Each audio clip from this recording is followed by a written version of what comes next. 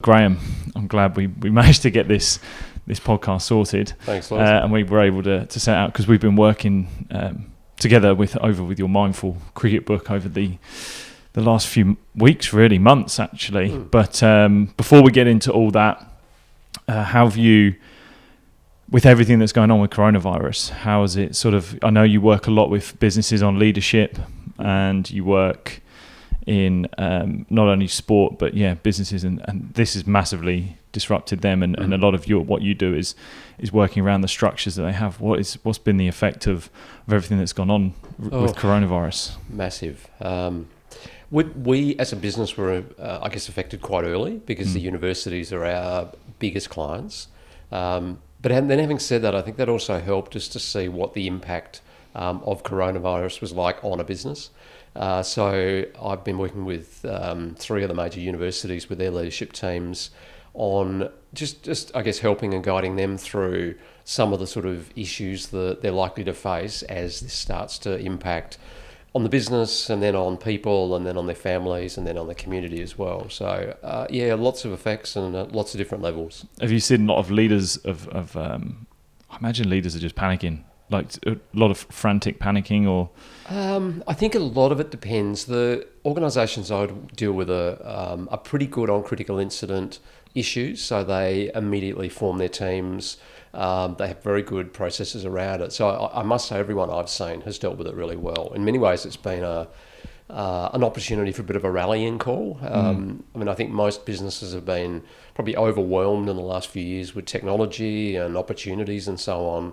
So if there's there's hardly an upside, but what you do see is leaders rallying very quickly around what the number one priority is. Yeah, is there strategies that you've kind of implemented that are probably universal between the industry, the business, the university, whatever, that you think, well, this is a model that definitely works when you get disrupted, whether it be through this virus, whether it be through an economic downturn? Is there a general model that you sit to, and is there a way in which people can kind of can see how they could maybe use it in, whether it's an individual life? Is there sort of things that you use in the psychology of it? Yep. So, absolutely. Yeah, I mean, in many ways, we just take people through a series of steps. Step number 1 is you've got to know what the nature of the challenge is that you're facing. Most people tend to look at problems and assume that there is a solution, and that they can logic their way through. What we're facing with COVID-19 is an adaptive challenge. So adaptive challenges don't have right or wrong answers. They are by their nature adaptive, which means you've got to learn your way through them. That challenges assumptions, it challenges beliefs, it challenges habits, it challenges everything at an emotional level as well as an intellectual level. So the first thing to me is to get your mindset clear that if you're dealing with an adaptive challenge, there isn't a right or wrong answer. There isn't an expert who can give you a clear and definitive pathway forward. You're going to have to navigate your way through it. So that's the first piece of it. And then obviously we can sort of chat about some of the other elements as we move forward. But I think just that mindset of how do you deal with complex adaptive challenges, and recognising that you've got to lean into them, learn your way through it, and get very comfortable with uncertainty and ambiguity is the fundamental principle for anybody. Yeah, getting comfortable with uncertainty. That's a challenge for everyone, because I think the most obvious thing that's going on right now is just how emotional people are. Like, people are it's high anxiety rates right now. The stress levels are through the roof. Totally. So having the ability and the know-how to deal with those stresses, to deal with that anxiety, is that that for me, it's just everywhere, isn't it? It is. Again, I think if you've often with these sort of situations, if you've got a mental model or a framework, so I did a briefing session with one of the federal government leadership teams last Thursday, and just took them through the process of saying, look, most of you would be familiar with the grief response and the grief reaction of shock and denial, anger, anxiety, and so on. What you're seeing in people is pretty much that, and you're going to see that happening in waves as people start to experience the sort of fear response and the loss response. So I think once, particularly if you're working with leaders, once you start to understand that what you're seeing is quite natural, that you are going to have people who are shocked, you'll have high levels of denial, you'll have People will get angry because you can't get real clarity and certainty. There'll be bursts of anxiety and people very upset and so on. These are natural human reactions. So leaders, I think, who are mentally prepared for that and understand that can much better navigate it rather than those who maybe feel uncomfortable with that and just want to shut it down. Yeah, the crossovers as well, like here in Australia, they literally, was it yesterday, they shut down the AFL, so the AFL's not around. Cricket's done. Sport around the world is done for a bit. It's on hold. That's almost a different, there's the business model that goes within sport, obviously, that's going to take a bit of a hit. But actually, from an athlete's point of view, I was speaking to Jess Trengove in the last podcast, and she'd been training she just had a kid, and she's literally incredibly 4 months after having given birth, running and marathon training, but was aiming for Hamburg.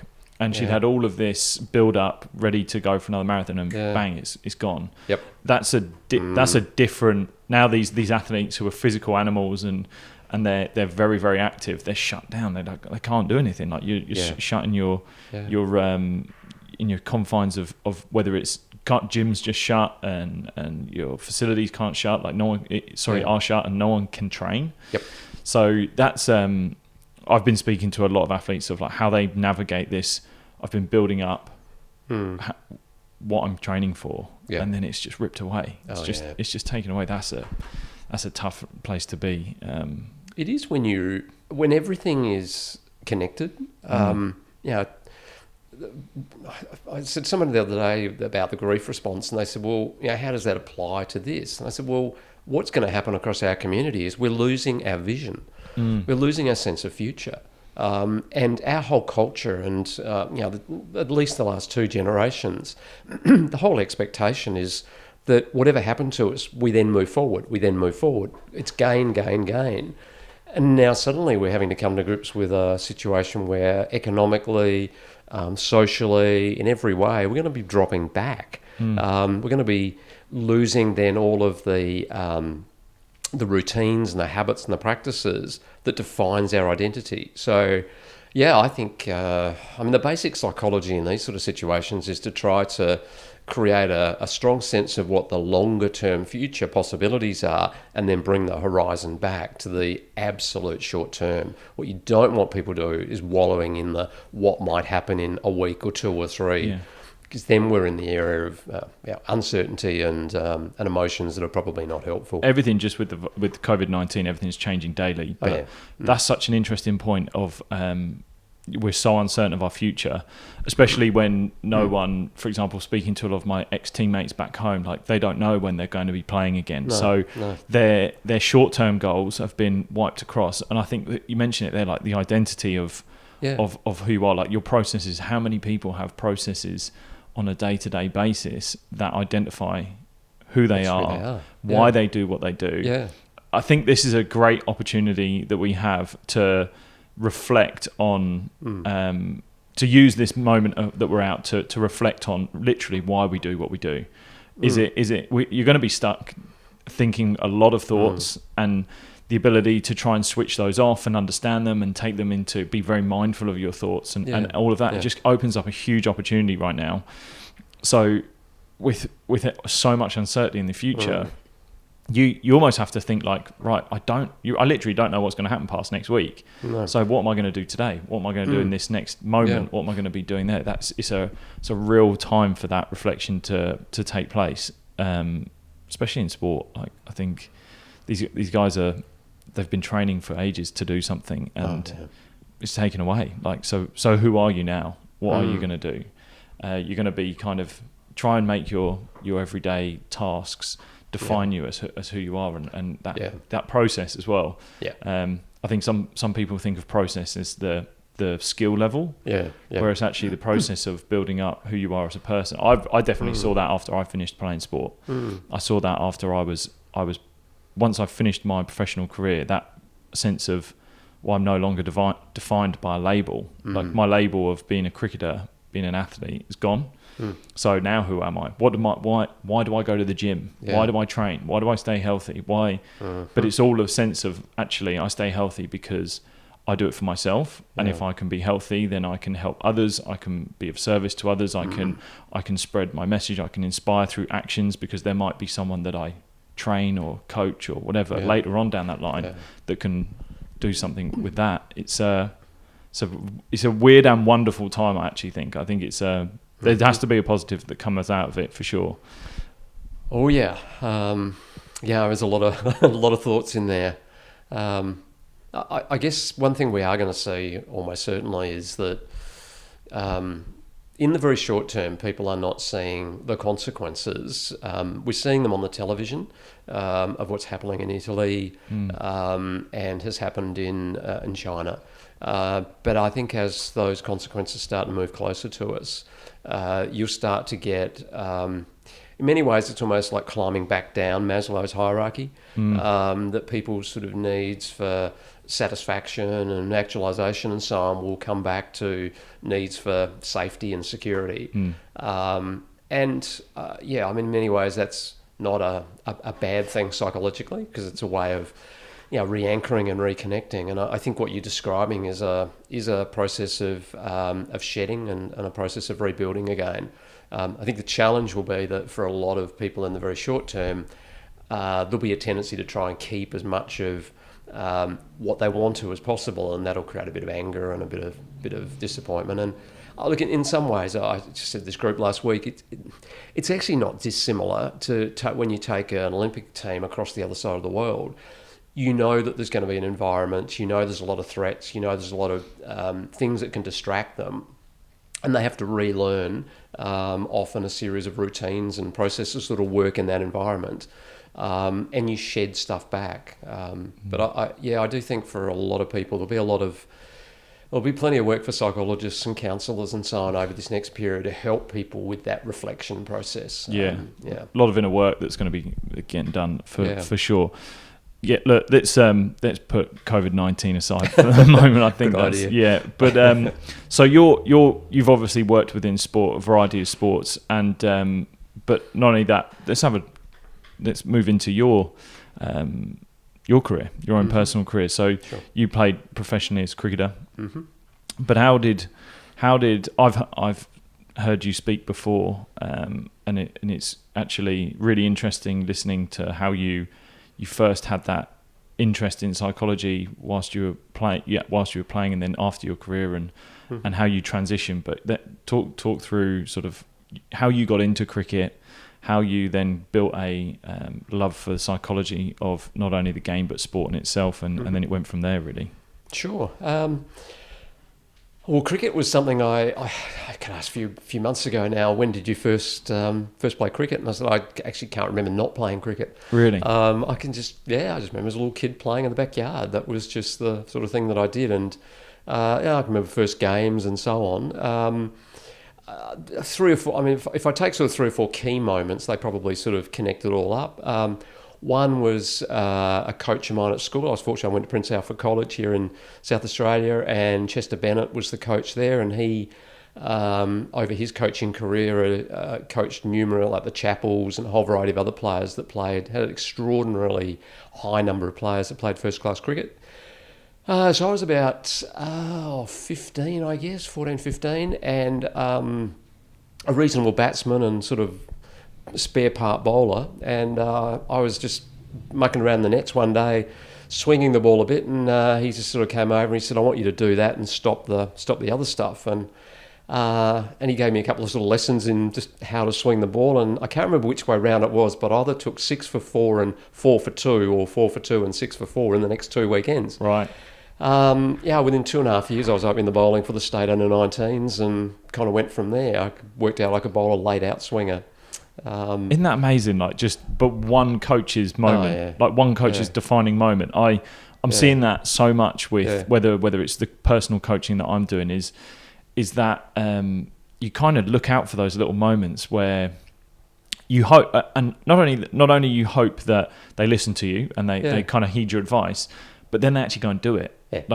You must have actually at some point just gone, okay, I will put the bat into side. I'll carry on doing this bowling thing. I think the beauty of Chester as a coach was he was very quiet. He was very understated in his coaching, but his style just suited me perfectly. Okay. He would just come over and have a quiet word to you. Sometimes it'd be you could put that one away today, which might be your in swinger that's not working or whatever. So I just had enormous regard for him, and that grew as time went on. But that moment, and then a moment probably a year or so later, I wasn't sure what I wanted to do. I wasn't really enjoying schoolwork. I liked cricket, but school was okay, but it wasn't sort of something that I was particularly good at. My parents decided to send me to a psychologist to do a vocational guidance test, and the guidance test came back that I should do law or accountancy. My father thought it was hilarious for me to do accountancy because I wasn't exactly a great mathematician, but I decided that day, before I even saw the report, that I knew exactly what I wanted to do. I wanted to do what the guy who was doing the testing was doing. So I just came back to my parents and said, I'm going to be a psychologist. And you put that together, and I ended up, went to uni, was playing cricket for university, graduated in psychology, then managed to play first class cricket, coach of the South Australian cricket team, was on the board of the South Australian Sports Institute. I'd already joined a consulting firm at a reasonably young age, so I was doing sort of organisational psychology work, and the then head of the South Australian Sports Institute said, I want to employ a psychologist, but I want somebody who has been playing sport at an elite level.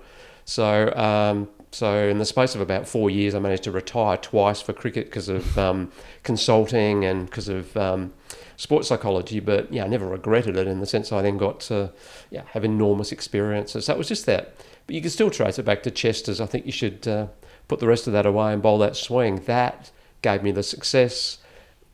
Psychology connected, and kind of on you go from there.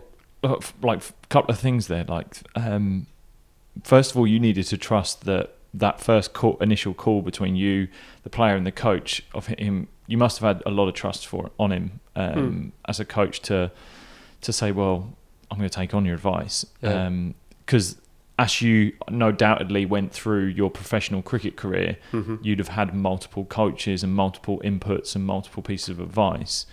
What do you think of when you kind of hear of athletes getting these multiple bits of advice? What's your bit of advice using your professional opinion, but now, and also your experience, when you have those multiple bits of advice, no matter how micro they are? There's something that as soon as you hear it, you can't unhear it, and then you will ruminate on it, and you can be like, oh, okay. Yeah, there's a lot of elements with that, aren't there? I think if I'm looking at it from the coach's end, and this probably plays a bit to the sort of corporate work I do, you realise that, in a simple way, you could almost characterise people as why, what and how people. So I'm a why person. If you can convince me of the why, I'll do the what and the how. Whereas other people need to be proven that the how will work first. So I think Chester, whether he knew that, he sort of came over to me and just said, hey, you can do that. You can get the ball to dip late. Doesn't matter whether you're quick or not. If you can bowl that, you can get anybody out. So go, okay. That sounded like a good why to me. I guess if he'd come over and spent 10 minutes trying to get my left arm up and get my technique right and do this, I would have lost interest because I wouldn't have known what he was doing. So I think some of it's just trying to understand different psychology, and different people will need that sort of communication in different ways. So I was always a player that, I didn't take kindly to the motivational style coaches because they couldn't give me the why. It's like they're jumping up and down and ranting and raving, getting angry and whatever, and you go, yeah, well, that's nice, but why we got the problem and how do we go and fix it? Yeah. So I think a lot of players deep down will still seek that why. Yeah, they'll still seek that. I think the how and the what. Yep.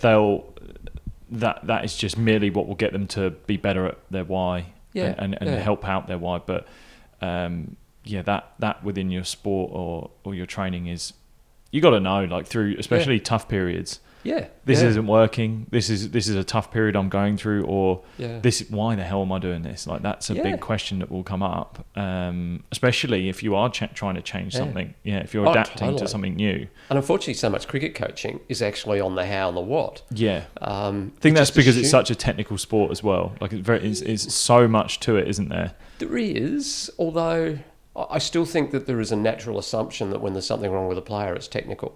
Yeah. And so often it's not. I just look at a player and go, can you do it once? Yeah, I can. Can you do it sort of 2 or 3 times? Oh, yeah, but not reliably. Okay, so that's probably, yes, there's some biomechanics to that, but it's not straight out technique. There'll be some other elements to it as well. So I don't know, you're all for saying, hey, let's try to look at the whole person. And I think, I guess I've always responded to cricket coaches who I think can operate in that way. And I guess I've seen it in the corporate area as well. The best leaders are the ones who don't jump to they don't walk in with a sort of checklist and say, well, which of these 5 things is wrong. They'll, a bit like we were talking about with COVID-19, they'll treat it as an adaptive challenge. At the end of the day, why are we doing this? Well, we're trying to help that player to be the best they can be in whatever context they're in. Okay, well, what do we need to do in order to make that happen? And then how do we take that forward? I think cricket sometimes starts with the other way around. Yeah, I think also with sports, when I experienced swimming, when I experienced doing a lot of swimming training, that was because it's not so technical. Yeah. So it's not. There is a little bit. There's technical work on what you're doing. Yeah. But the why in which you're doing that had to be so strong to get you up that early in that cold pool that early and do that amount of lengths. Yeah. Like with a sport like that, where it's physically demanding that as such as that, it's something you have to be so nailed on with, because at the same time you have 1 or 2 training sessions off, or you have a period of downtime, you do regress. You don't get the progress that someone else might be having, and that can be a big challenge if you're not motivated in a sport that's physically demanding like that. That's, particularly a sport like that where you've got such high levels of repetition that you have to maintain high quality all of the time, or you'll soon drift into bad habits, let alone the effort levels required to keep the intensity up as well. Yeah, when you first had that interaction with psychology, how popular was psychology? Because I still think even when I was playing, and we're talking 10 years ago, that I first started playing, like, psychologists were kind of, I think cricket, again, this is sport specific. Like, there were some sports that within the UK, like football, rugby and cricket, your main sort of staple sports, they had a stoic persona around them, and if you wanted to speak to a psychologist, you were probably dropped because there was something wrong with you. It was about how can we repair what's broken rather than maintain a good mental state, if you want to put it that way. But so how popular was it when you were, and what was sort of like both the professional angle of it, so how were the professionals dealing with it, and then how were the athletes and the players responding to it? I had the interesting experience of I came out of cricket and then into a sports institute and then into Olympic teams. So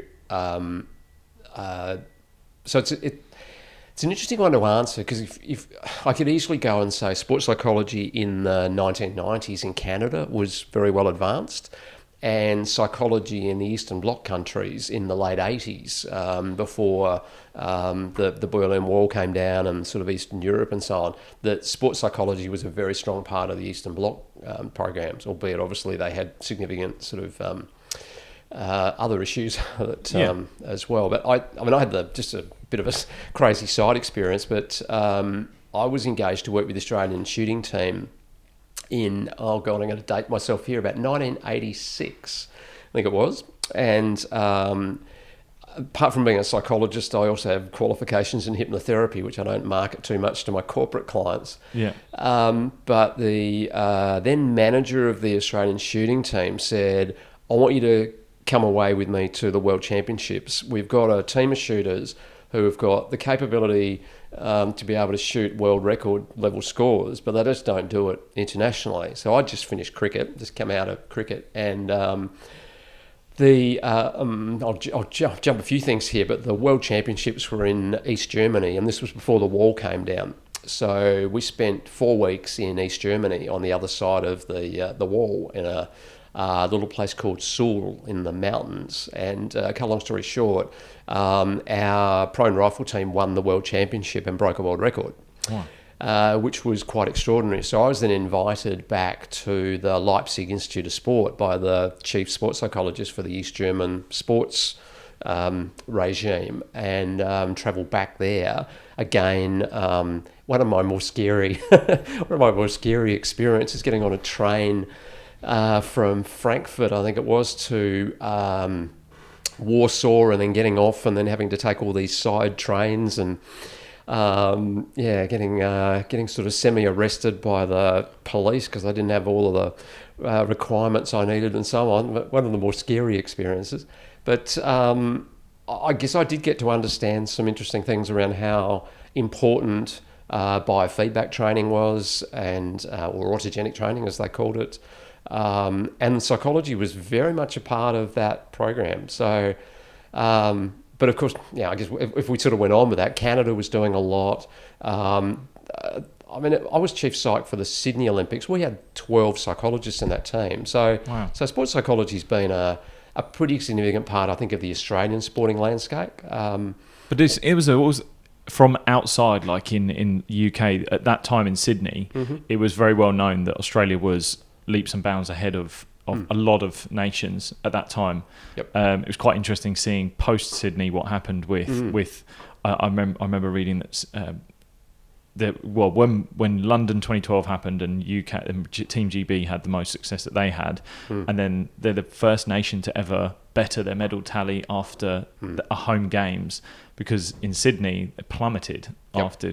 But that was due to closing borders for people to come in and out in those industries. But yeah, at that time in Sydney, they were renowned for they're leading with tech, psychologists, everything. There's just an army of people that are behind these athletes, and that must have been a fascinating time to be involved there, especially as chief psych for the Olympics. Yeah, no, it was just extraordinary. I had the opportunity. I had the role for 3 Olympics, so Barcelona, Atlanta, and Sydney, and there were about 5 or 6 psychs that were consistently involved right through that process. So Jeff Bond, who was the chief psychologist at the Australian Institute of Sport for a number of years. So, Jeff had a major role to play in the development of sports psychology in Australia.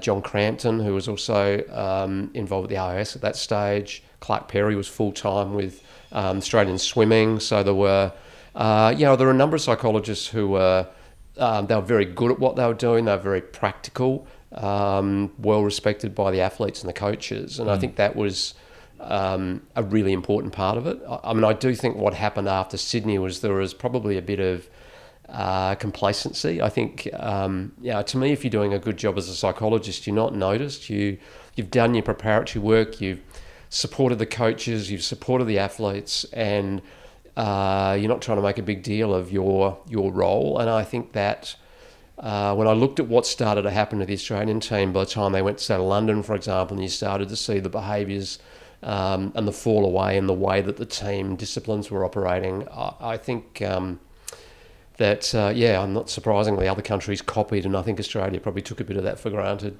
Yeah, what was there much friction when you first got involved with the Olympic setup? What was the reception from the athletes like? Was there much friction? Was there, this is what we're going to have, we're going to take it on board? Because again, fairly new territory, I guess, for athletes, or had Australia been really grooming them into this is going to be a part of your culture? Yeah, I think a bit of both. I think there's probably and I suppose I'd come out of cricket where there was a sort of, what's all this about? This is ridiculous. If you've got a problem, you go and see a psychologist. Otherwise, toughen up. Whereas I think athletes were looking for, Australian athletes were looking for an edge. So if you could present a compelling and a credible way of doing that, then they would embrace you. Whereas if you walked in, well, I mean, I often used to describe it as if you come in with a clinical model, which is, well, I'm here to solve a problem, and I'm gonna in a sense be the expert, and you're gonna benefit from my services, then I think you're in trouble. We always try to do it the other way around, of saying, well, actually the coach is the key client. The coach has a program which has a group of athletes in it. How can we help the coach to create the environment for the athletes to be successful? Yeah. So therefore you were taking much more of the, and I still feel fundamentally as a psych, your job is to develop the capacity of your players to problem solve, or your athletes to problem solve, because they're going to be the ones out there, battling whatever the challenges are. And that was the model. And maybe, I got brought up on it partly because the South Australian Sports Institute, we have 2 psychs and about 500 scholarship holders, plus a whole bunch of other squads over the top of that. So we couldn't individually service them. So we had to develop, and I guess I'd been fortunate. I got trained as an organisational psychologist, not a sports psychologist. So, so most of my sports psych work initially was from reading books and learning on the job. Yeah. But I know how to set up organisational systems, and I know how culture works, and I can certainly work around forming teams and those sort of things. And I think that was really helpful. I think that contributed to creating an environment where you had less cynicism. I certainly see psychs and saw psychs and still see it, that just don't get that you're operating in a sport environment. And if you're not credible in that environment, they're going to cut you. Yeah. Was that a big problem? Like if you don't have sport background going into a sport environment, that they just disregard you or just don't find you as credible? And because I guess let's reframe this a little bit. Did you find that you had a better rapport with athletes once they knew you had been a sportsman? Oh, I think that helped enormously. Yeah. My early days in sports psych, I came out of, we won the national one-day competition one weekend, and I started at the Sports Institute a couple of weeks later. So, we were I don't know if we won the sports team of the year, but we were close to it. So I knew a lot of the athletes anyway. They just kind of went, oh yeah, well, you're the cricketer. So that helped. And I worked with a few of the footy teams. So that, I guess, gave me a bit of credibility and so on as well. But at the end of the day, I'm still a firm believer, and I think the same applies to coaching. I don't think it's a question of how good you are individually as an athlete. The question is, do you have the empathy and understanding of what that context is? And having said that, once you've been out of that sporting environment for a few years, you're going to have to be a little bit arrogant to think that you actually understand exactly what that feels like. But at least you'll know the questions to ask. Yeah. And I think, I still see it in business as well. The successful consultants, for example, in business are the ones who will put themselves in their customer's position. I would say the least successful ones in terms of outcomes are the ones that walk in with a solution. So, right. So I still think there's a level of, in business you call it customer-centric. It's customer-centered design or human-centered design. And I think that's what good psychology is about. It's how do you design the environment for the player to operate at their best? Yeah, rather than coming in and going, this is my framework, you are going to adopt this. Yeah. And I think then you get more resistance anyway. You're just going to get, you get so many workshops that I've been to as an athlete that you go, this is a model of how your mind works. This is a model of how... a lot of the stuff that comes to mind is personality profiling. So things like Myers-Briggs Insights is what we used when I was playing. And I've heard of things like DISC. I imagine there's a range here as well. Yeah. And those I found, I personally didn't get on with Myers-Briggs because at the start, it was like the first point of call was, you're not going to be pigeonholed, but here's 16 boxes of personality traits and you're one of them. Yeah. And it's like, well, what if I'm none of them? What if I'm, and then it wasn't until I found the Insights model a little bit better. I found that one because it was more fluid. It was definite, like these are conscious and unconscious behaviours that you show. These are things. And at the end of the day, that was just kind of, and I prefer actually a lot of emotional intelligence. I trained in emotional intelligence as well after my career. And I found that incredibly beneficial because, it's fluid. It's understanding that you have ups and downs, and you're going to show these traits when you're under pressure, these traits when here. But once you understand that, and you go, oh, it's just someone telling me who I am and I can accept that, then it becomes a lot easier rather than going, this is a framework that you're going to adopt.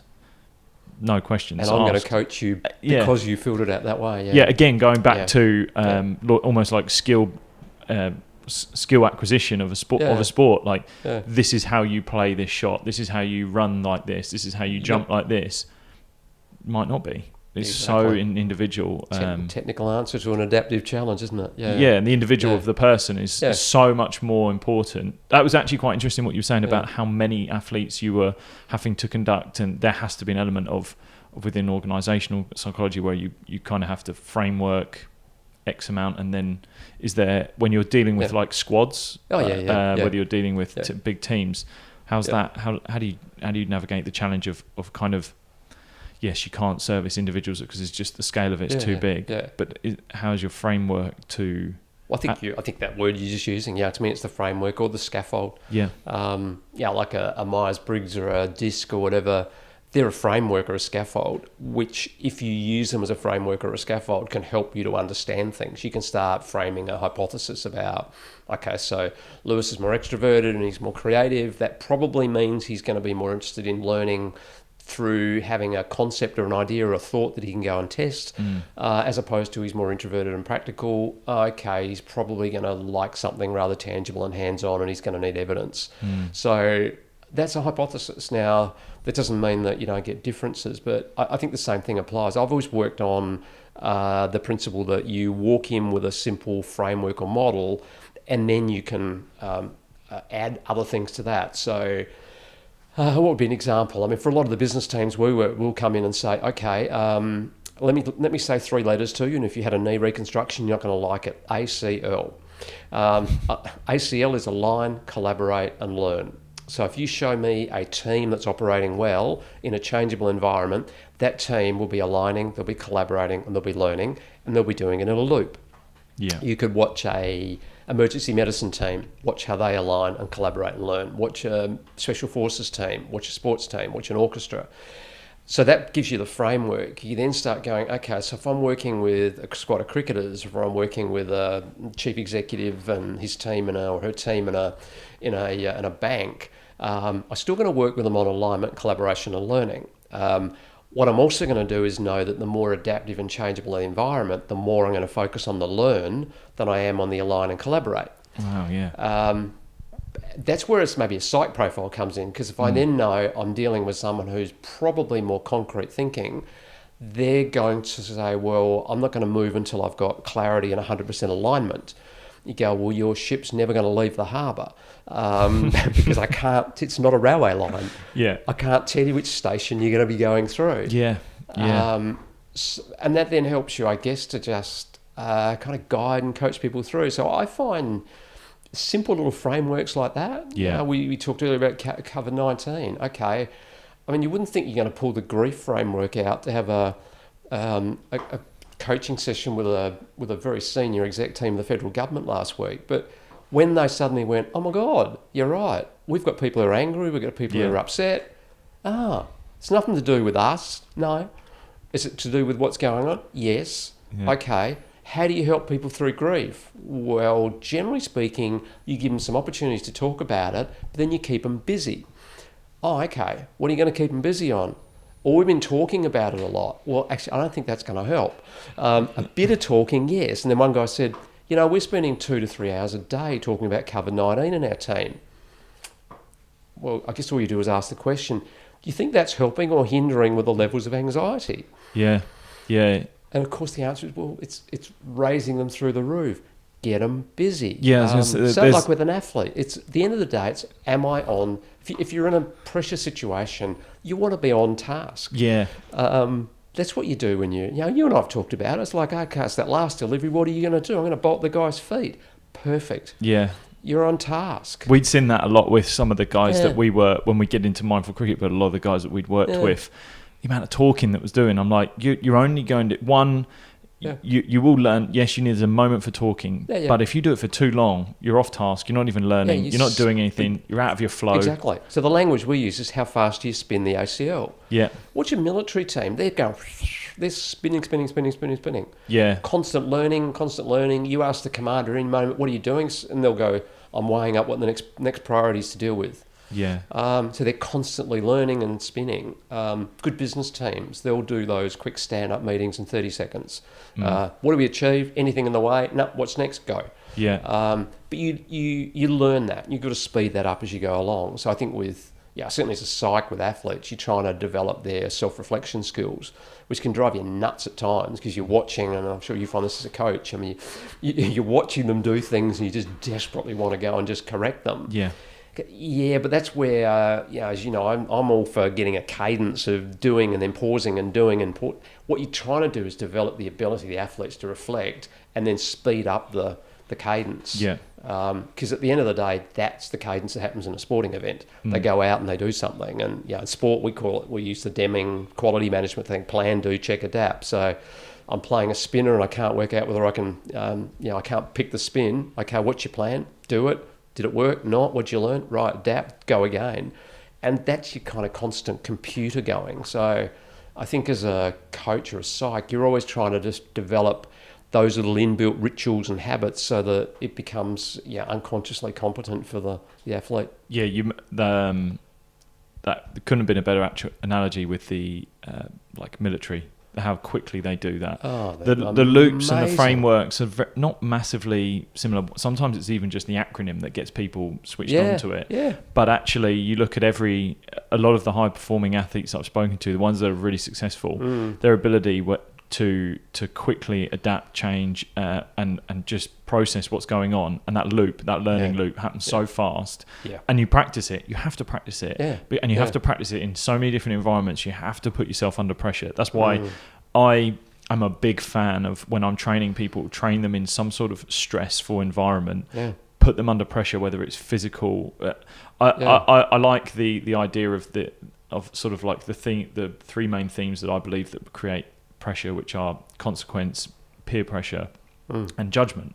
Yep. And if you get all of those three, they're ideal. Yeah. And if you can add physical stress in there as well, you might add an extra element. But the fact that if you've got your peers watching you do what you do, so I'm a big fan of if I'm trying to get someone to practice a skill, get them to do it with people watching, and not only that, their own teammates. Yeah. That sudden butterflies, anxious feeling and feeling of, oh God, I've got to get this right. That's instantly put them under pressure. Create a consequence. I mean, the consequence could be, right, you jump in. I remember when I did some training like this, it was like jump in the freezing cold British Sea up to your neck sort of thing. You don't want to do that. Yeah. And then judgment, like we naturally feel like our coaches are going to judge us. We feel like our parents are judging us. Our teammates are judging us. You add all of these in, plus maybe physically stressing people. That is an environment where you will naturally learn that loop. You learn by doing. Yeah. And then from there, you go into a game scenario and it doesn't seem as bad. It just doesn't seem as bad. And you go, bang, this process is going to happen and happen. Rob Andrew, ex-England fly half that I spoke to on the podcast, he talked about when he kicked a winning goal against Australia in the World Cup semi-final. And it was actually against South Africa, I think. And it was like a carbon copy of when Johnny Wilkinson kicked a goal against Australia in the World Cup final. Remember that but one. Their coach was the same. Their coach became Dave Aldred, and they had this learning loop, the ability to process everything, and all they'd done is speed it up. So in the 1 second that it took him to do that, it was automatic. But they spoke about the process of the training that they did, and it was monotonous, and it took ages. Like every part of that breakdown model was like your ACL. You could spend weeks on A, then weeks on C, weeks on L. Once you put it all together, I know what's going on.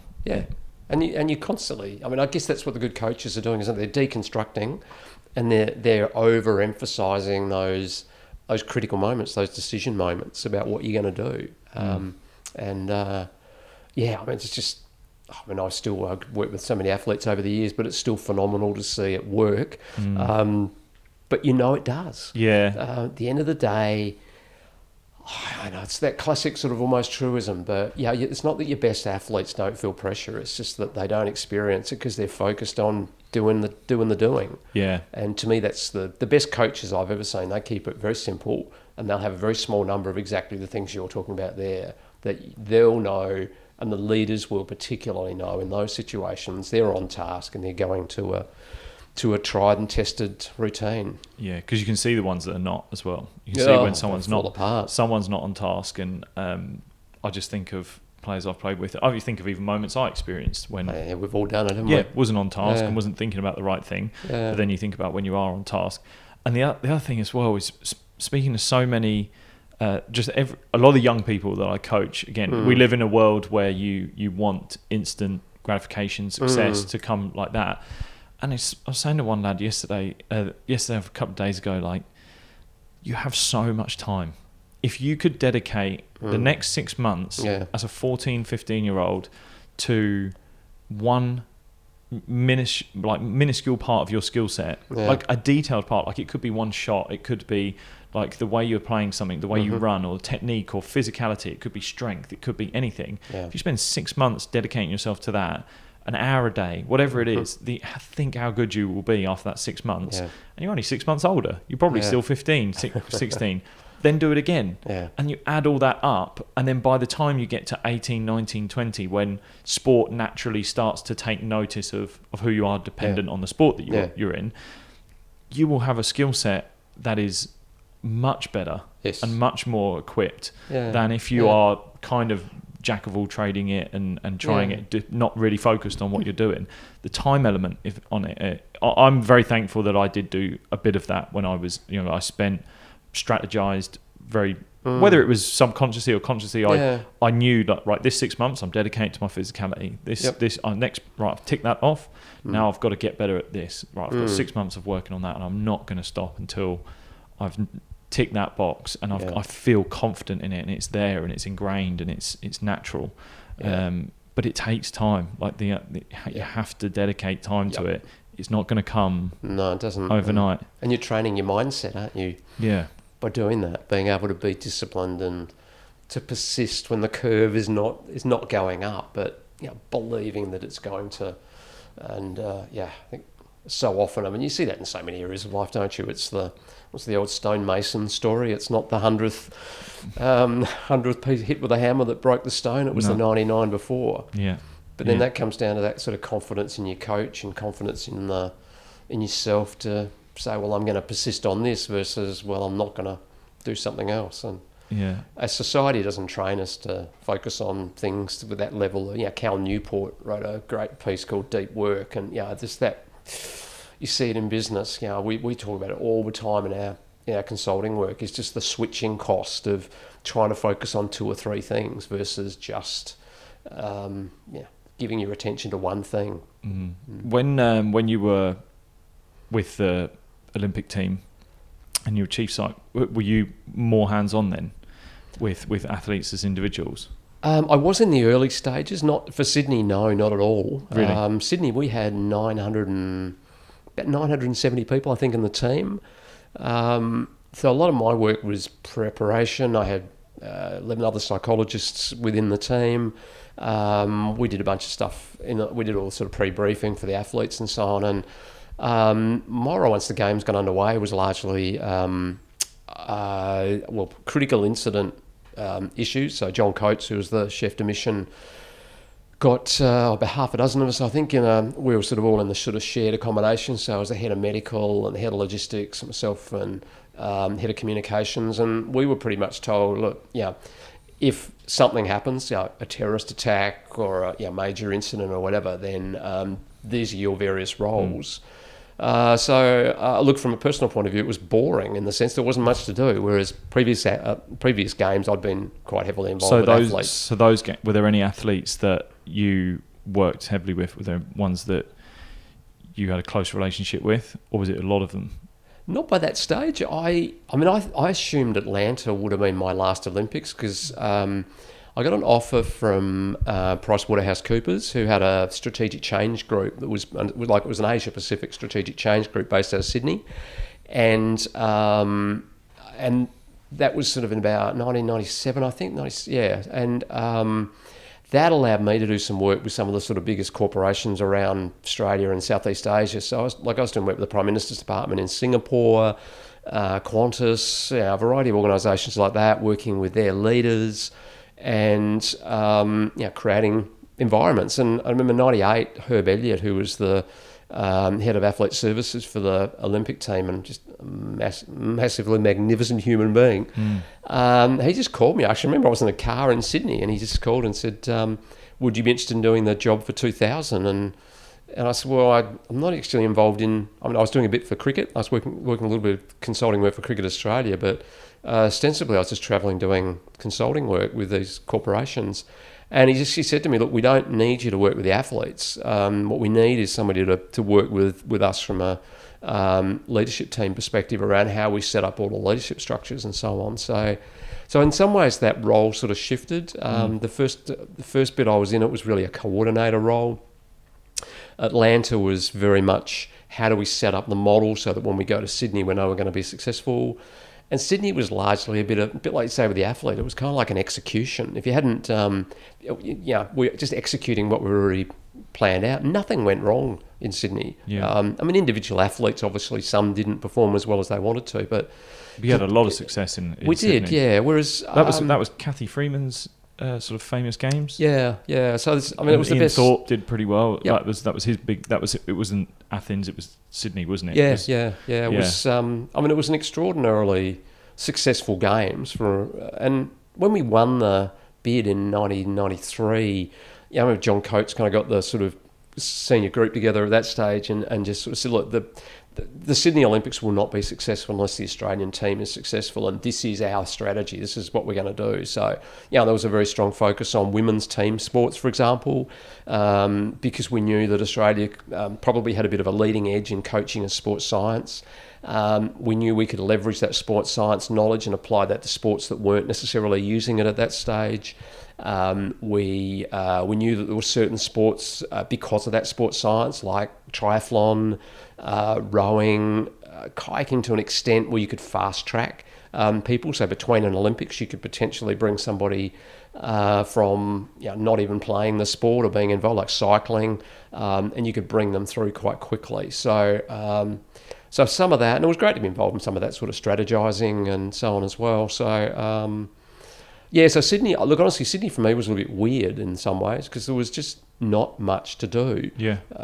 It was more a kind of culmination of, I always like the expression, create the environment in which success is inevitable. And that was sort of the frame that we sort of put around it, I guess, was we used a lot of senior athletes as mentors because we thought that at that stage that was the right messaging. So it became how do you want to create the right messaging, the right sort of tone and spirit around a group. So it was like, well, I don't think we need the psych there. I think we need the mentor. But you gear them up with the right messaging and so on for that group. That's interesting. You took past athletes that had kind of been through similar. Yeah. There was a whole pool of them. And what you matched them up with. Yeah, even some from athletes. outside of Peter Brock, who was a famous sports racing car driver in Australia. He was selected, for example. So they were quite iconic sportsmen and sportswomen. So John Bertrand, Dawn Fraser, a number of them that they played that sort of role. I think it's a big role, especially in the psychology of sport, to have that. I think even both, I do it for athletes myself, and I enjoy being that person who can go to an athlete, and I can be that person that has a neutral stance in whatever is going on in their life. It's a perspective, isn't it? But also someone who's gone through similar challenges, who knows, who understands the world in which they're kind of in.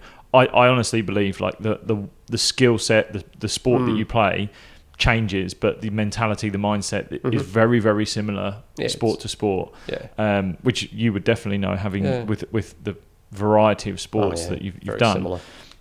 But having that mentoring role, having someone to talk to and can understand the challenges you're going through and just sit there and go, I've been through it. I know exactly what you're doing. This is kind of what I did.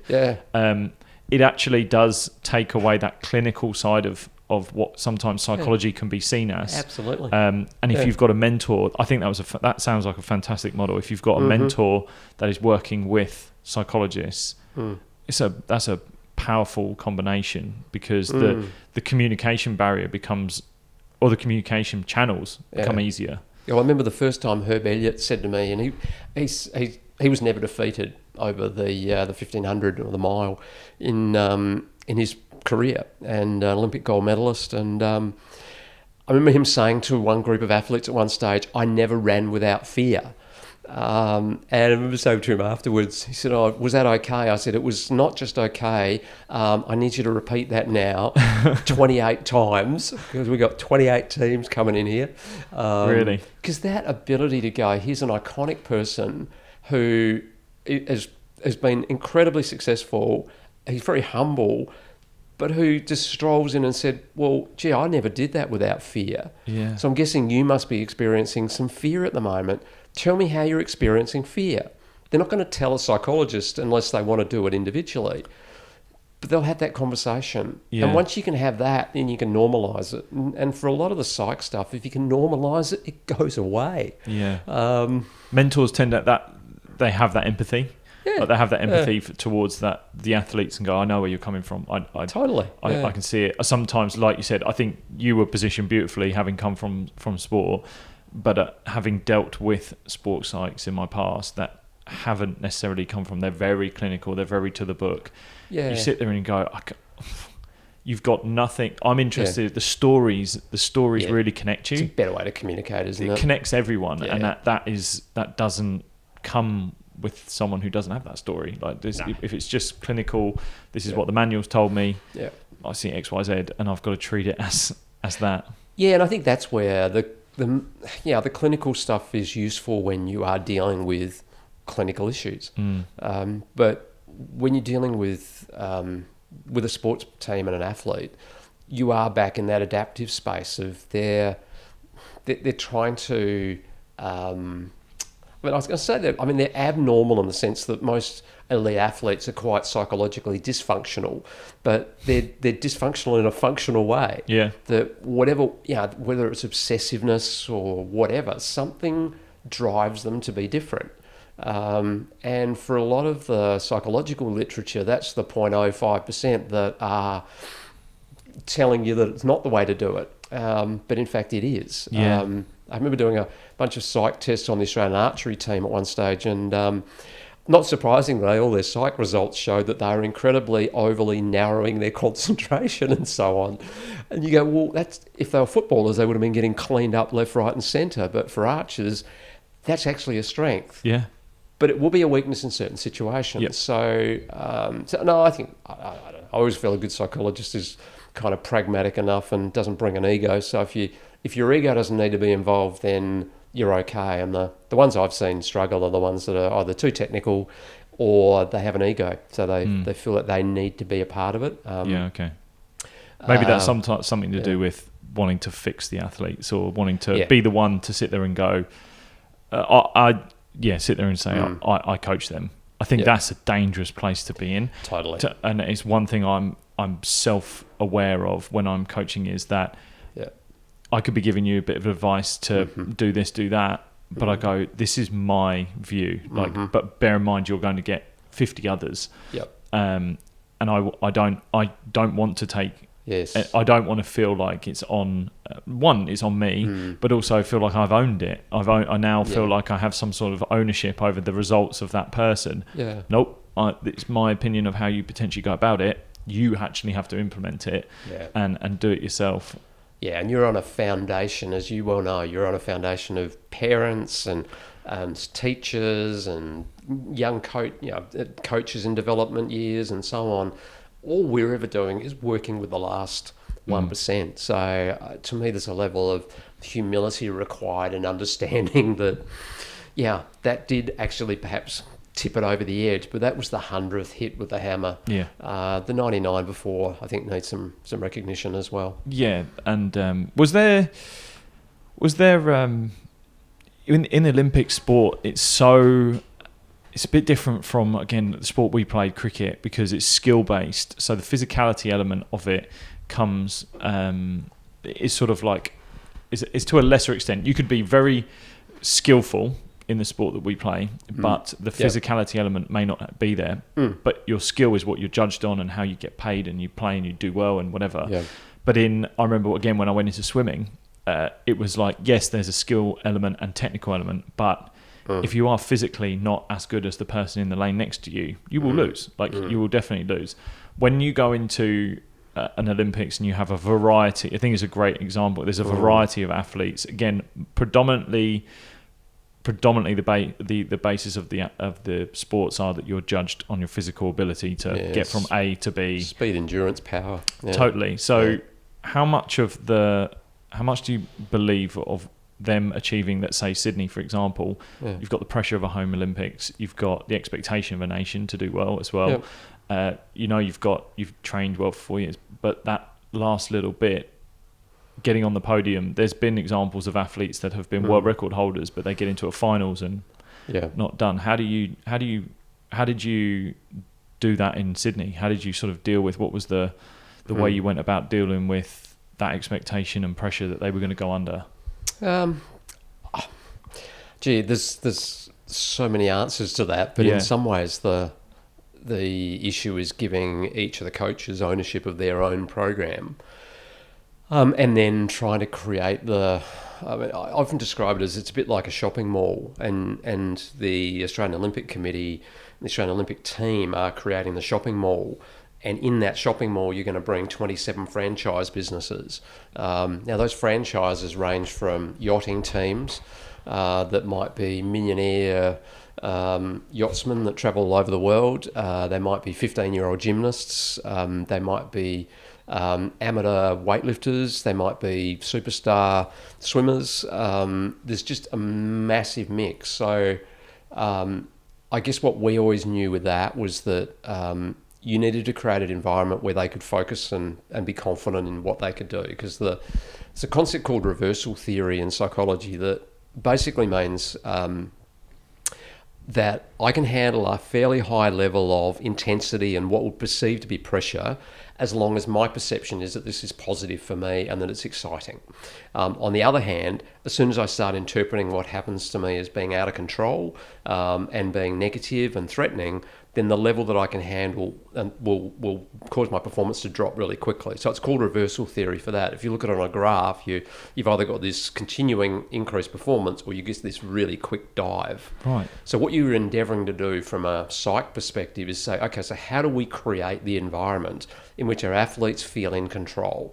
Now, sometimes that's really simple things like what would take them out of control? The media would take them out of control because it can create the narrative that you don't want. Yeah. Okay, so one of the things we did with the teams was we had journalists, so accredited journalists who were engaged by the Australian Olympic team to act as media liaison people. So they were, like swimming had a full-time one. The smaller sports would have other smaller groups. So the media are... They're important to the athletes because it's sponsorship and it's cred and it's reputation and publicity and so on. It's a big moment for them. Yeah, but it's also a massive distractor if it takes them into that feeling out of control area. So that's an element. Another one is things like information. So the bus is going to leave. Where do I get my food? How do I do this? Are my parents going to have tickets?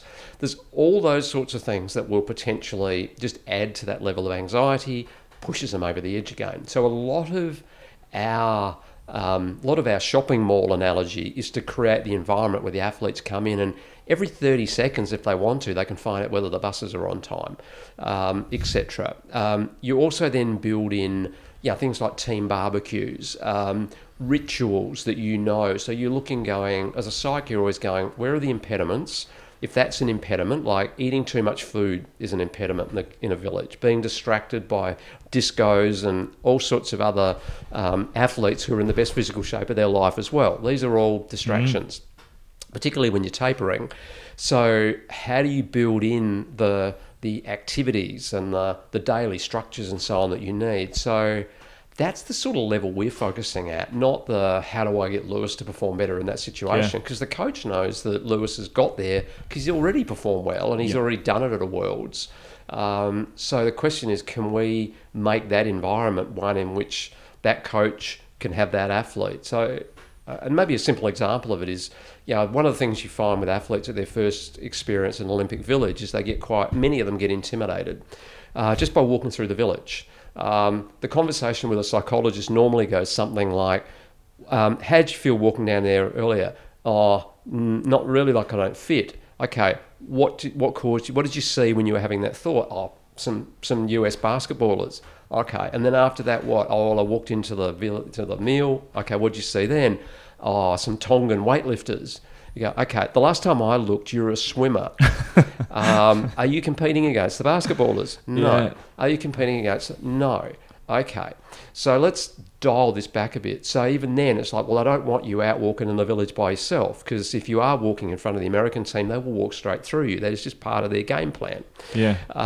So I know it all sounds very simple and silly, but you're just trying, back to reversal theory. If I can get Lewis to go into that environment, feeling it's exciting, feeling this is the opportunity of his life, and he just wants to go out there and give it the best shot he can, he's going to do fine.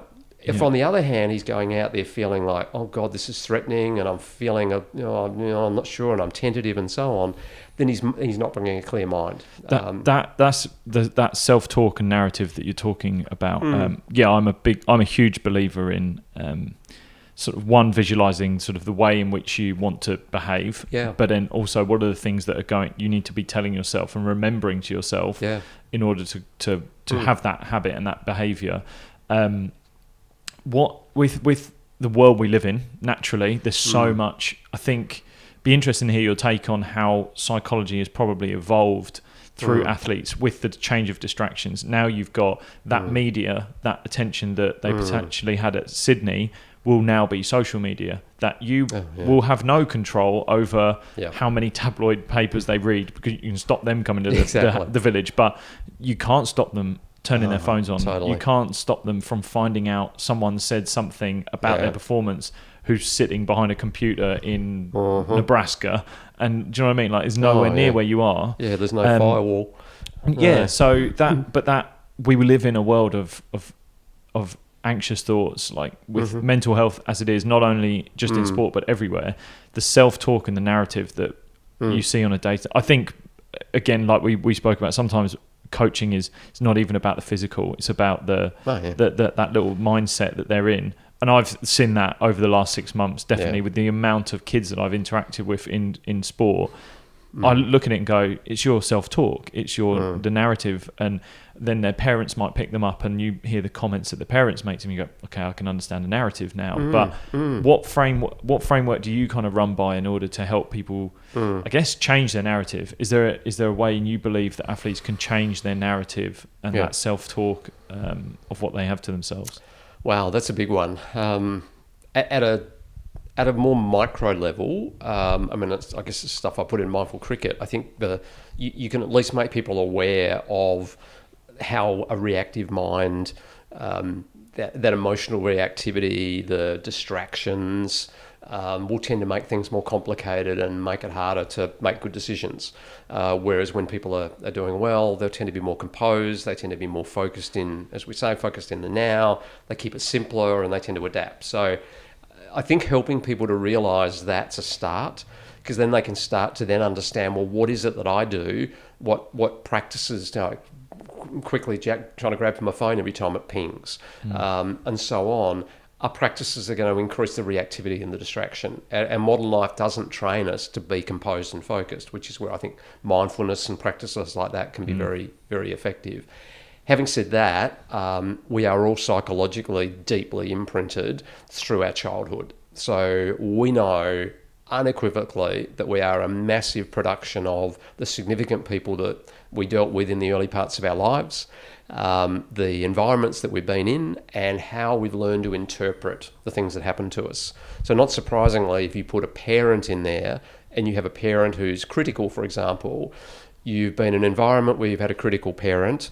The critical parent then has helped you to interpret things as This is difficult, this is challenging, I'm not good enough or whatever. Those things are very difficult to change, and they are the ones that do require a bit more of a level of professional process to help an individual. And I guess I'm not just talking athletes here. I mean, I'm often doing this with business people, helping them to understand that what they've learned is an adaptive response. So their parents, for example, train them that when that happens, that's a threat. And because of that threat, you need to be aggressive in that situation. So when you then get aggressive in a business meeting, when you get challenged, that's actually a learned response. And there are some ways that you could unlearn that as well. And the first sign of that is to be aware of what that is. And that's there when, typically things like mindfulness training and so on, then start to give you some tools and some ways of doing it. Because I think what that helps is for people to realize that actually there's a difference between reacting and responding. If I react, it's a reflex. It's just something that I've just done, and I almost think afterwards. A response is, no, there is a moment. It's that, as Viktor Frankl said many years ago, it's that sort of greatest human freedom, the freedom to choose your response. So I think, I'm probably getting a bit psychological now, but I think the where the psychologist, I think, can sometimes play an amazingly powerful role with athletes, with coaches, and in the business world as well, is helping people to understand that early conditioning is adaptive and you can change it. But it's no different to changing your body. You're not going to go out to one gym workout and it's suddenly going to shift. But in a concerted program, as you said, over 6 months, you can shift it. You can definitely shift it. I'm so thankful that I actually entered into mindfulness. I mean, when I went and trained as a yoga teacher, I chose to take myself, very fortunately, to Hawaii to go and do it and really immerse myself. I cut myself off from the outside world a lot of the time. And it was for a month where I was fully immersed in this incredibly mindful experience. And literally over that month, I found the ways in which I was reacting to certain to certain instances, but the responses that I had were again programmed into me. It was my programming was wrong. You've learned. And I say wrong, but it is habits in which my parents had given to me. But what it did give me was the ability to step back, see myself from this third person view, without judgment, and just go, this is where I'm at right now, and this is what I have. Again, I have a choice. I have a choice whether I continue being this person, and I'm going to get it wrong. I'm going to, in the attempt to change, I'm going to get things wrong. There's no doubt about it. And I can't hide from that. But I can, every time I get it wrong, I can reassess and go, I just want to try and get that wrong one less time. I want to keep getting it wrong a little bit better. And that for me has then molded my ability to respond to situations far differently. But not only that, help other people realize their responses to certain situations. And again, I think parents play such a critical role. They do play a critical role. You are blessed with your parents, and that environment. You are a product of your own environment. And parents, I urge them to make that environment. If you want, especially you see a lot of dads who might want their kids to play sport and be an athlete, and both parents might want them to play sport. So create an environment where you know that it's their mindset that's going to get them there. The what will come, but you are building them as who they are. Exactly. It's a vital thing, and I'm thankful that mindfulness brought that for me. And we're almost bordering on therapy for people. I think that ability to again step back and see yourself for who you are, without judgment. Don't judge it. That's probably my biggest take out of it, is to not judge it. You can be frustrated in who you are, but if you can't change it right now, but you can work on it. You can choose that response. Well, you think of it from a child, we won't go any further into therapy other than say, but you think of it from a child's perspective. They're constantly seeing judgment, and they're then saying, so how is that judgment of my parent interpreted? And it's not surprising that it's so deeply embedded in all of us. And I mean, I see that in even some of the most senior and experienced business leaders, that when you we use a suite of programs called the Human Synergistic Suite, and that gives you a really interesting look at how you see yourself and how others see you against what are called protective and then defensive behaviours. And I think even for some of those most successful leaders, often what they will start to realise is that some of their external success has come from covering up and that inability to be vulnerable, for example. And I think fortunately, and I guess we're seeing it with cricketers now, that there's a more open conversation now around mindset and those sort of emotional challenges and fears, rather than the sort of tough it up, suck it up. That I don't think is particularly helpful at all. Not right now in the world we live in. I think it's what you speaking with Tom, who's been working with you on Mindful Cricket. The stat that he threw out at me when we were just kind of walking around at PAC, where he said for every kid, if you look at them as coaching them, that for every negative comment they hear, it's something like 30 positive comments is what they need to hear in order to cancel it out. And you think, well, wow, like every negative interaction they have, and that may not even be in their internal negative self-talk, which is constantly switched on right now. The inner critics. It's the hardest thing.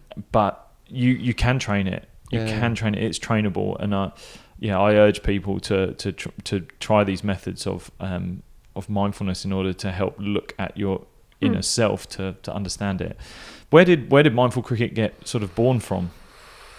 Probably a couple of things. I wrote a book called The Psychology of Cricket in about early 90s when I was just finishing the work. I was working with Rod Marsh actually at the Australian Cricket Academy at the Institute of Sport Cricket Academy, and I was really, I guess, then heading more into the corporate area, and I just wanted to sort of almost finish the cricket thing off at that stage. So probably about 3 years ago, actually, Ross was the then head coach at the International Cricket Academy in Dubai.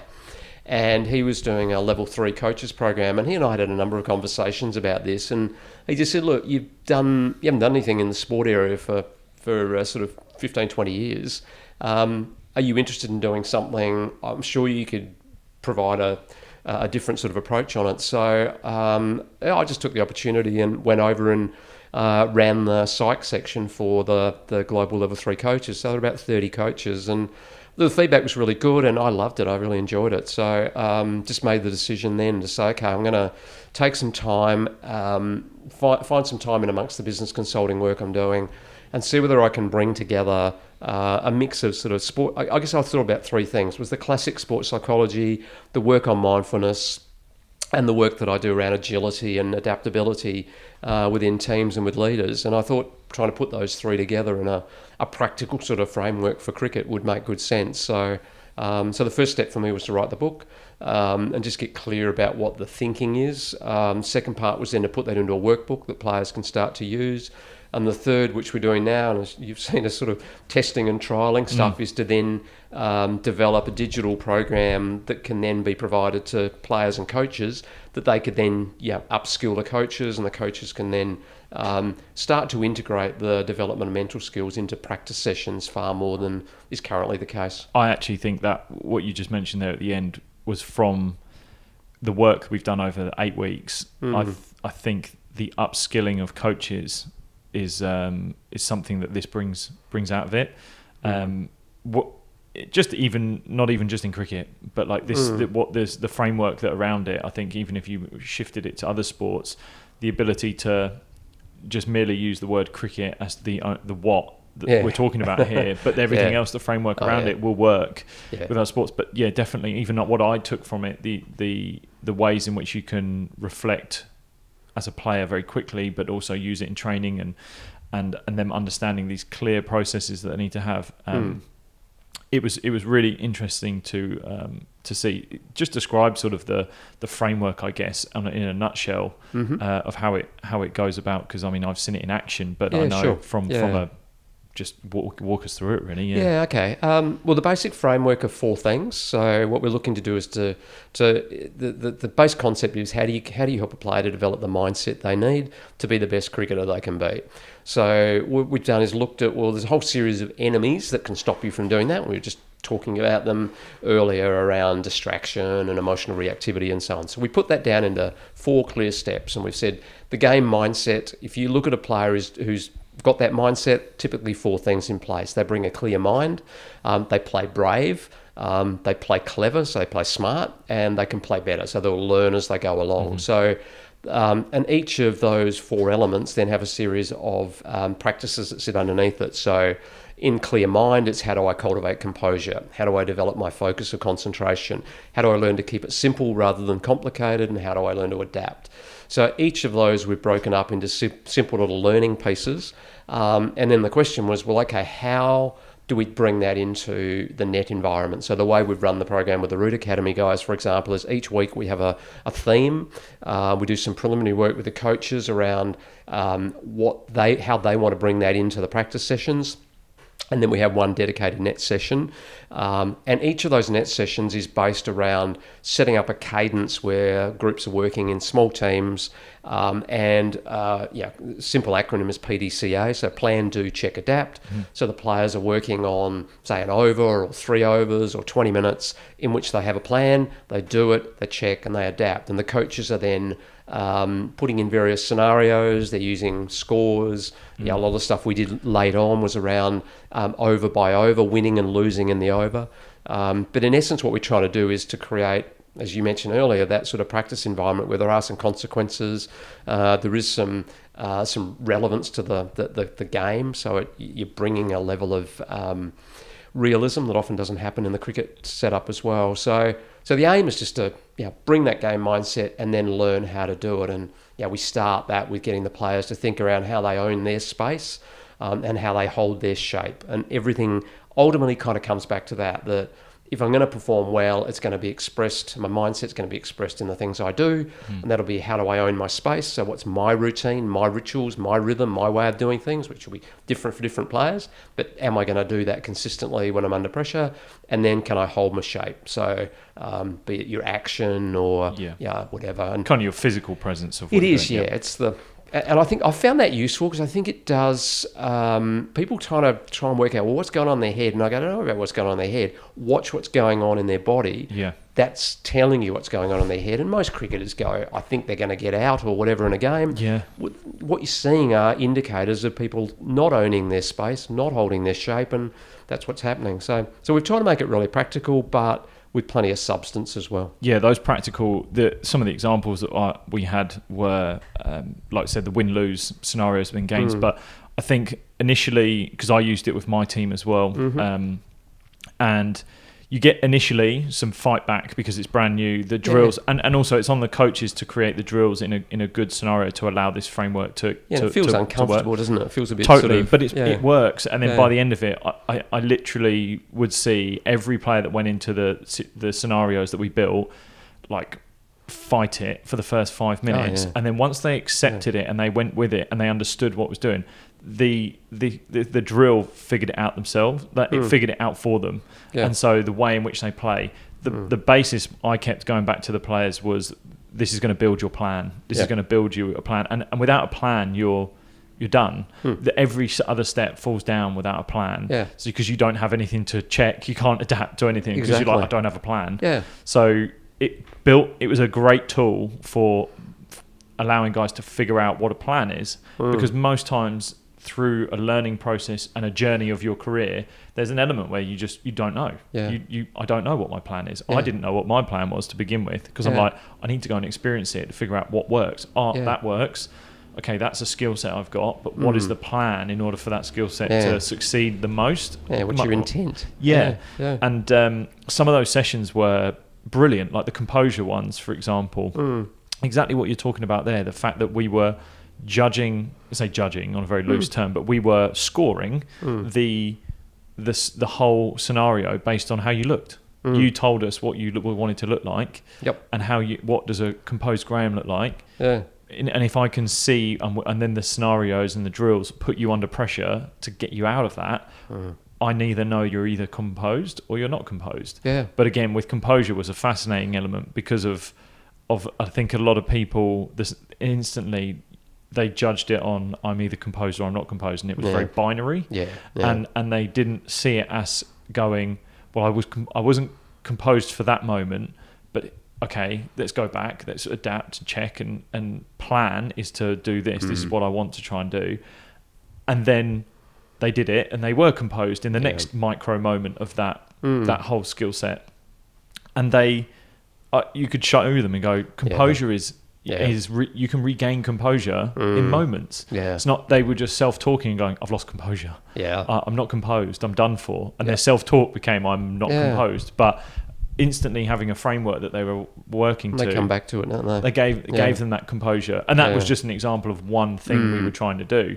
The rest of it just was about building that learning loop very quickly. It is, isn't it? Yeah, and that, as she said, the plan. I mean, I think we always talk about the go-to plan, which is the three things. Yeah, it's going to be built on three things: your basics, your strengths, and how to apply pressure. And I think, one of the highlights for me was right at the end of the program. One of the younger players came up and he'd said to me a couple of times early in the season, he said, I just keep getting out at 30 or I keep getting out at 40. He said, I need to learn how to get my concentration to go for longer. And I kept telling him, well, that's never going to work. You're never going to keep your concentration going for longer.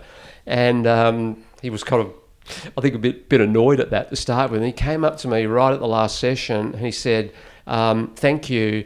I've now learned that it doesn't matter what happens to my concentration. I know how to get it back. I always can get it back. And you go, fantastic. He learned that by practicing taking a go-to plan into a net session and being challenged by the bowlers and the bowlers giving him feedback on what was working and not working. And he just learned to reset. So, which I think is fabulous. I think cricket has been very lax in having a way of being able to do it. We haven't cracked it perfectly by any stretch of the imagination yet, but we had a bit of fun. We kind of went from, God, this is a mess the first session to actually, isn't this looking better? And I think it does offer, and a lot of the processes we used are based on the way agile development and agile project management operates in businesses, which is the same thing. You put a team together, they're going to be a little slow to start with, but you want them to learn, and then you go again and you learn, and they just get faster and faster at being able to self-correct. And that's the aim of it. Yeah, it was interesting to see how it developed. Yeah. The ability to, I think the drills were a big part of it. They need to be pressurized enough, but also achievable. Yeah, it's simple but pressured, isn't it? It's an interesting balance. Yeah, that's a great way of looking at it. Going, this task is very, very simple. But there's enough pressure on this to, and like we said, the pressure can be in multiple different ways. We got them running, we got them doing all sorts of physical activities. We got them. We took away zones where they could hit the ball or whatever, but it was enough pressure to create that. I'm not sure, and it was very obvious, like who was doing well at it. But at the same time, there was no judge. It was brilliant because I'm a big believer in this pressurizing your training because there's no consequence. Essentially, there's no. It's not live or die. It's you're not out. It's not win lose out in the field. You have the ability. You need to mess up. I think you need that. That's something we haven't really spoken about. Is that ability to mess up? Like you should. Yeah. You should be going into training willing to make a mistake.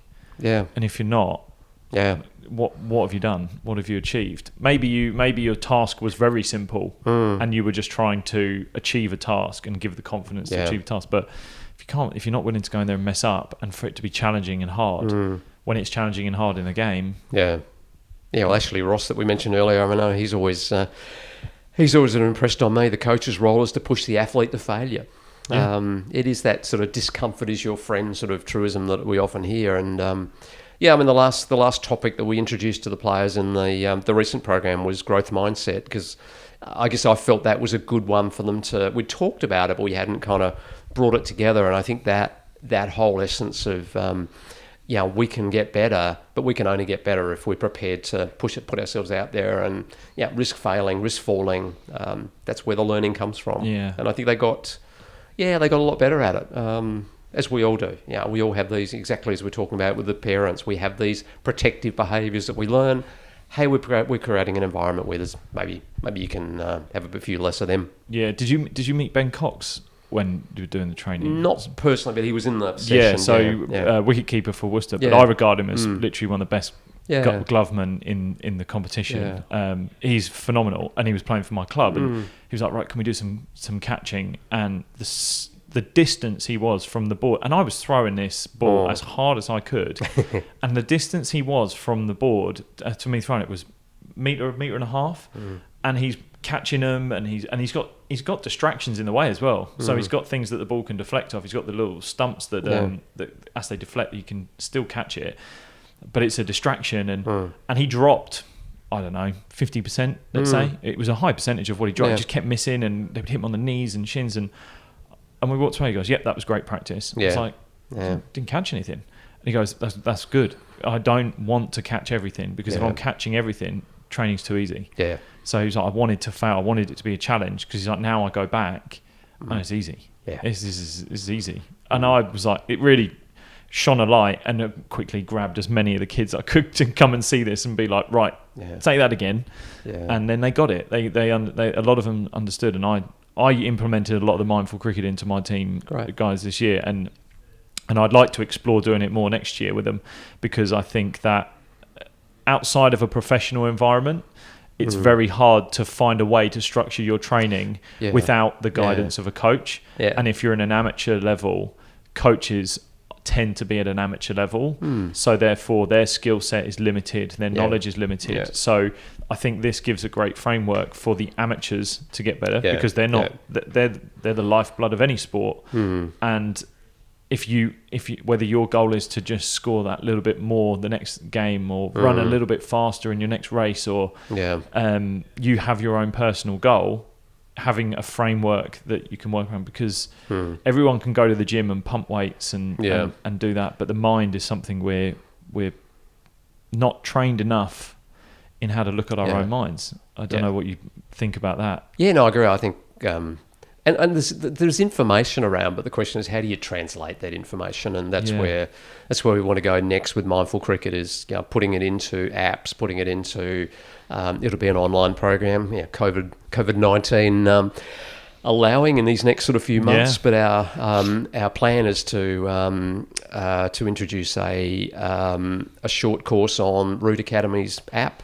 And then we'll produce a longer form course for coaches, or program for coaches with resources and so on, that they can then take their squad of players through. Oh, good. It will be an upskilling tool for coaches. Yeah. So essentially the program that Root Academy have done here in Australia at their performance program, that'll be available in a digital format for coaches. So video downloads, related to the workbook and so on. Timing wise is probably just a little bit of a unknown at the moment. We were planning to launch with Root Academy in May, but I think probably given what's going on with COVID-19 and the all the sort of implications of that, we're going to be delayed a bit. But we have all the base material that we need to put the videos and stuff together. We've done the prototype for them just in the last sort of 3 weeks or so, and they're really very happy with it. So I think that'll be that to me is that next really important stage. Something that, as you say, it's something that's got the psych stuff in it, but it is translatable, and a coach can go, right, I could walk actually out into the practice area and I know how to set it up.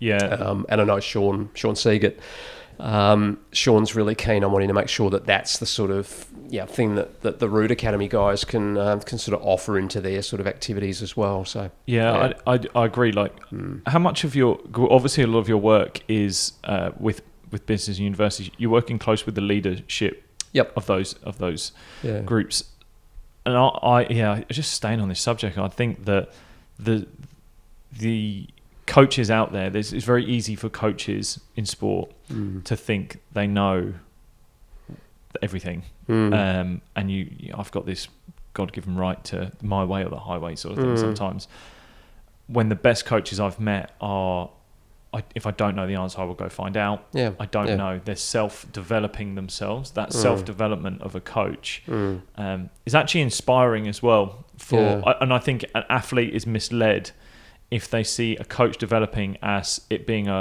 he doesn't know.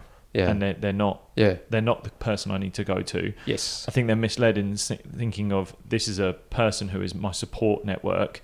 if they're learning and upskilling themselves, and I'm learning and upskilling myself, we're a powerhouse. Yeah, exactly. Compared to they're weaker for it. Yeah. That ability to upskill yourself as a coach is something coaches should be constantly addressing to, constantly trying to work towards.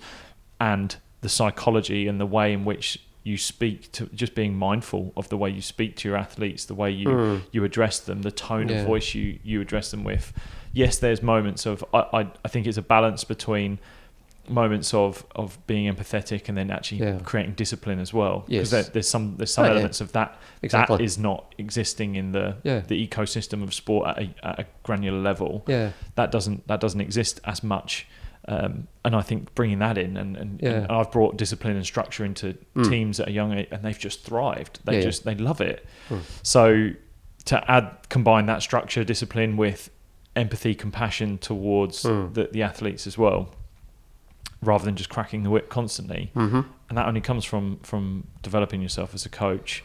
And this sort of stuff is what needs to be done. Yeah, I think you make a very good and foundational point that if probably the most fundamental leadership model is the Hersey and Blanchard situational leadership model. So I think 1964, and it's support and direction.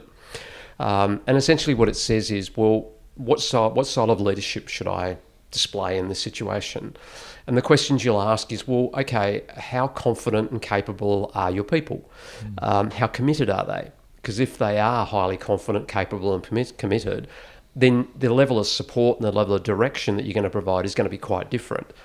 So, for example, if you've got a group that, as you say, a young group, not particularly capable, they are quite committed, but they're not feeling super confident at the moment, they need more direction, and the style of support is going to be more of a safety net.